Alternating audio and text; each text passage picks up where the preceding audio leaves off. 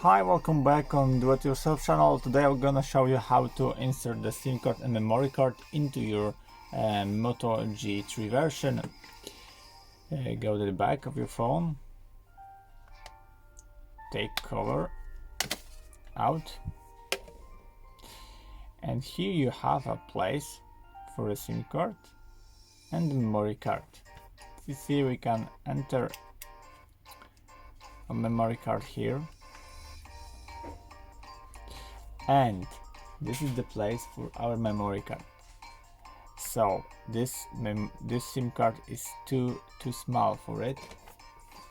You need to have a medium version of your SIM card to place it here.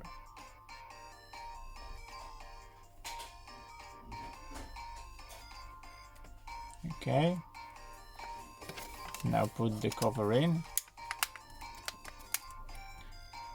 and that's it. You have placed the memory card and SIM card into your phone. I hope the video is helpful for you. If yes, you can leave like, leave comment and leave subscribe. See you by next video. Hey!